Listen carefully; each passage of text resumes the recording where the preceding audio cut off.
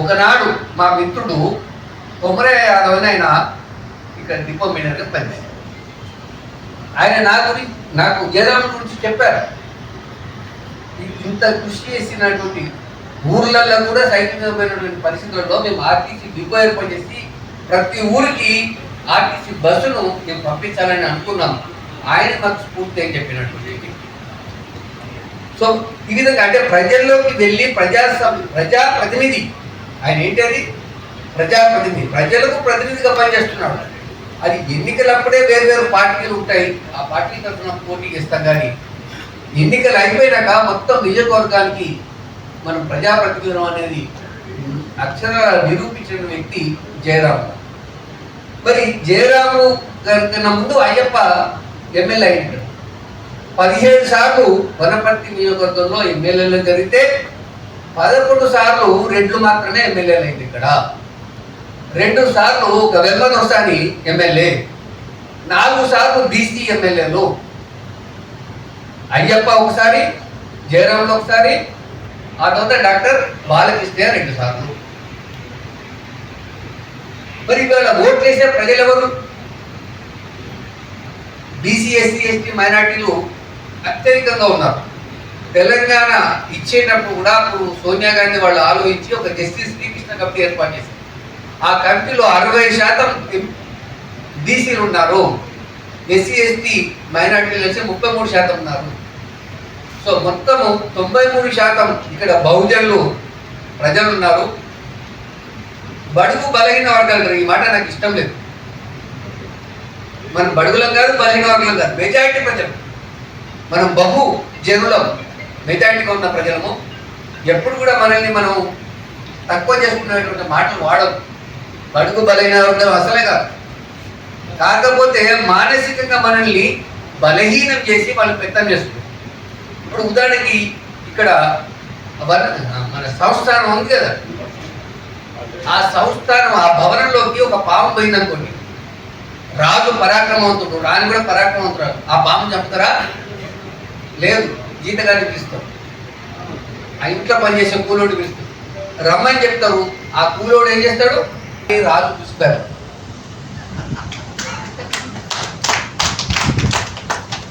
కనుక మన మానసికంగా మనల్ని దుర్బలు చేసి మన మీద పెత్తనం చేసేటువంటి వ్యవస్థ, ఆ వ్యవస్థ నిజమైన బలవంతులు మనమే.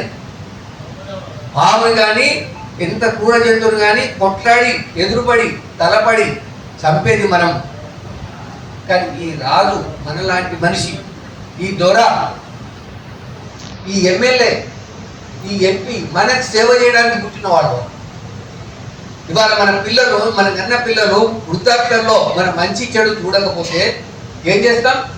4 కుటుంబ సభ్యులు లేదా కులాన్ని కూర్చోబెట్టి బుద్ధి చెప్తాం. ఏమరా నిన్ను గడి పెంచినటువంటి తల్లిదండ్రులకు సేవ చేయవా అని చెప్పేసి అడుగుతుంటాం. మరి మన ఓట్లు అడుగుతున్నటువంటి మన కొడుకు లాంటి ఎమ్మెల్యేని, సర్పంచ్ని, ఎంపీపీని వీళ్ళందరూ కూడా అదే విధంగా నిలదీసి అడగాల్సినటువంటి అవసరం ఉన్నది. ఓట్లు వేసే వరకే మన దగ్గరకు వస్తారు, ఓట్లు వేసిన తర్వాత వాళ్ళ దగ్గరికి పోవాలి. ఈ దుస్థితిని మనం తీసేయాల్సిన అవసరం ఉంది. బాబాసాహెబ్ అంబేద్కర్ భారత రాజ్యాంగం రాసి జాతికి అంకితం ఇచ్చి పార్లమెంట్ హౌస్లో అంకితం ఇచ్చి బయటకు వస్తున్నాడు.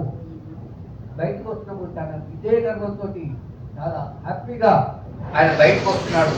ఇంకొక పార్లమెంటరీ ఆచార్య కృపలాని ఆయన ఎదుర్కోయాడు. ఆయన లోపలికి వస్తున్నాడు, ఈయన బయటకు పోతున్నాడు.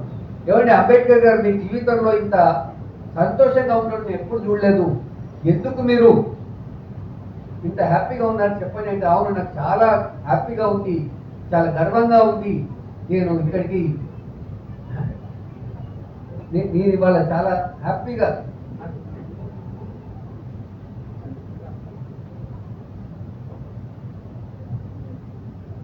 ఇప్పుడు మైక్ ఇచ్చిన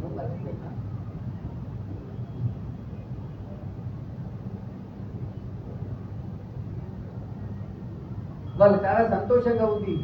ఎందుకంటే నిన్నటి వరకు ఈ దేశాన్ని పరిపాలించిన వాళ్ళంతా రాణుల కడుపుల్లో జన్మించారు.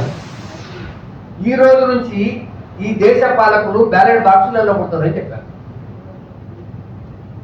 రాజులంతా రాణుల కడుపుల్లో పుట్టారు, కానీ ఈ దేశాన్ని పరిపాలించే వాళ్ళు బ్యాలెట్ బాక్సుల్లో ఉంటారు. బహుశా జయరాం లాంటి నాయకుడు వాళ్ళు వస్తారని వాళ్ళు బ్యాలెట్ బాక్స్లో పుడతారని వాళ్ళు ఎమ్మెల్యే అవుతారని చెప్పేసి ఉద్దేశంతో బాబాసాహెబ్ అంబేద్కర్ ఆ విధంగా మాట్లాడుంటారని చెప్పి నేను అనుకుంటున్నాను. అయితే మిత్రులారా, ధనస్వామ్యం, ప్రజాస్వామ్యం. ధనస్వామ్యం అంతా చోరస్వామ్యం, దొంగలవాడు. సో ప్రజాస్వామ్యం అంటే ప్రజల ఓట్లకు ఇచ్చేటువంటి పదవి, ఆ ప్రాతినిధ్యం ఇచ్చేటువంటి ప్రజాప్రతినిధులు ఇవాళ కోట్లాది రూపాయలు, వందల కోట్ల రూపాయలు, వేలాది కోట్ల రూపాయలు ఎట్లా సంపాదిస్తున్నారు? 5 సంవత్సరాలు ఎమ్మెల్యే ఉన్న వ్యక్తి, 5 సంవత్సరాలు మంత్రిగా ఉన్న వ్యక్తి వందల వేల ఎకరాల ఫామ్ హౌస్ ఎట్లా సంపాదించుకోవడం మనం అర్థం చేసుకోవాలి. అర్థమైందా? సో ఈ దోపిడీ అనేది తెలంగాణ ఉద్యమం పేరిట కూడా కొనసాగింది. ఆటలాడి పాటపాడి తెలంగాణ జెండాలు ఎత్తుకొని ఉద్యమాలు చేసిన వ్యక్తి ఒరి వాడబోయిడు, ఒంటిక తిని వీడబోయినట్టు కేవలం ఆధిపత్య కులాలు, దుర్మార్గులు, అక్రమంగా వ్యాపారాలు చేసి అవినీతికి పాల్పడ్డ వాళ్ళే తెలంగాణ ఉద్యమంలో నాయకులైపోయారు. అన్నల భయానికి ఊళ్ళో పెట్టిపోయిన వాళ్ళు హైదరాబాద్ పోయి రియల్ ఎస్టేట్ ఇతరత్ర వ్యాపారాలు చేసుకొని, గులాబీ జెండాలు పెట్టుకొని, ఇన్నోవా కార్లు, పెద్ద పెద్ద కార్లు వేసుకొని, ఆ కార్ నిండా మంది నింపుకొని వాళ్ళకి తినిపించి తాగిపించి మళ్ళీ వచ్చి ఆ గడీలు మరమ్మతు చేసుకొని గులాబీ జెండాలు నాటుతున్నారు. వాళ్ళే ఎమ్మెల్యేలు, ఎంపీలు. కనుక వేల కోట్లు, వందల కోట్లు, లక్షల కోట్ల రూపాయలు దోపిడీ చేశారనే విషయం ఇవాళ ఇంకో ప్రభుత్వం వచ్చినాక ఆ చిట్టా అంతా బయటకు తీసుకుంటారు.